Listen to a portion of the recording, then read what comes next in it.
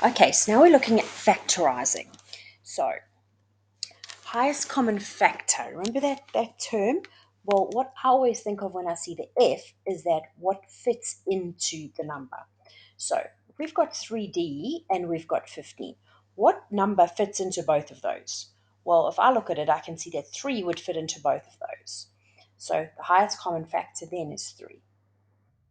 If you have a look at these numbers, you've got 10FG and you've got negative 5GH. So you can see straight away, okay, well, I can see that 5 will fit into both of those, but there's also G in both of those. So actually 5G will fit into both of those. So the HCF is 5G. Okay, so if we look at factorizing it, we look at 8x plus 28. So the first thing you look at and you think, okay, what goes into both of those? So I can see that maybe 4 goes into both of those.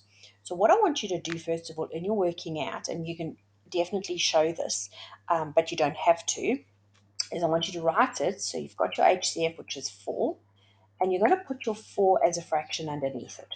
Okay. Then you're going to say to yourself, well, how many times does the 4 go into, and then in your actual answer, you're going to put 4 brackets. Okay, so you're going to write this is your working out here in the yellow, and this is your actual answer. So you're going to say, right, I know that 4 is my highest common factor, so I'm going to put 4 bracket.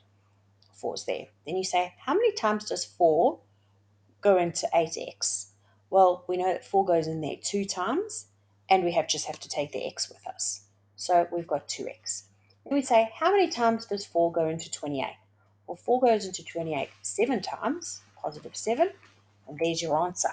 How you can check whether this is correct or not is if we do 4 times 2x, we should get our 8x, and 4 times 7, we should get 28.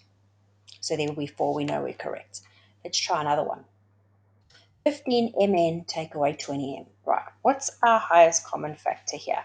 So our number-wise, our highest common factor will be 5, but both of them have got an m.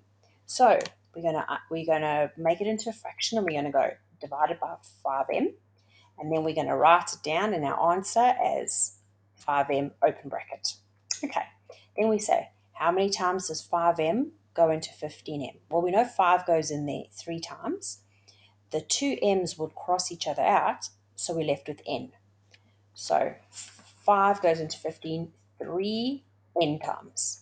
Okay, now we look at 5m going into 20. So we know 5 goes into 20 4 times, but that's a negative.